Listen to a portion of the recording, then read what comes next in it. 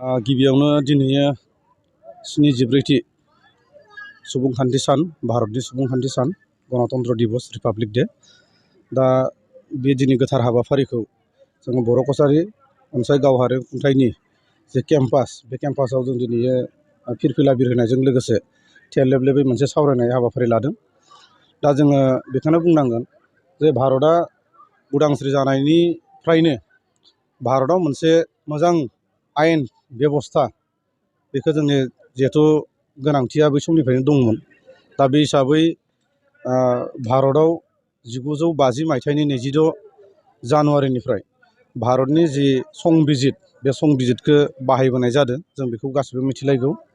दा जायखिजाया बे समाव दिनै बर' कछारी वेलफेयार अट'नमास काउन्सिल हिसाबै दिनैनि बे सुबुं सानखो सानाव बा सुबुंखान्थि सानाव आं बेखौनो बुंनो लुबैयो जे जोङो बा सासे भारतनि मोजां नोगोरारि हिसाबै भारतनि जे संबिजिरखौ जों गनायनानै जों सोलिनांगोन। भारतनि संबिजिरनि बेरेखायै हाबा मावनाया जोंनि थाखाय गनायथाव नङा।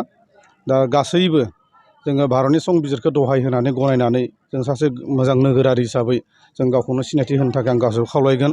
आरो बे समाव नोंथांमोननि राजा बुथुमगिरि नोंथांमोननि गेजेरजों जे जोंनि अट'नमास काउन्सिल बा बर' कछारी अट'नमास काउन्सिलनि सिङाव थानाय जेसेखिनि रायजो राजा बिथांमोनखौ आं खावलायनो लुबैयो। जेरै बर' कछारी वेलफेयार अट'नमास काउन्सिला फैयै 2 बोसोर जासिगोन।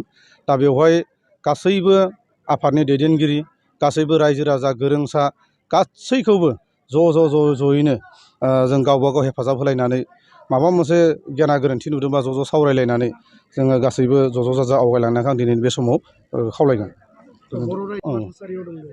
जोङो बर' कछारी अट'नमास काउन्सिल हिसाबै बा वेलफेयार अट'नमास काउन्सिल हिसाबै जेसेखिनि बायजोआव थानाय बा बर' कछारी वेलफेयार अट'नमास काउन्सिलनि सिङाव थानाय जेसेखिनि आफादफोर दङ गासैखौबो ज' लाफानानै जोङो सरकारजों सावरायबाय थादों।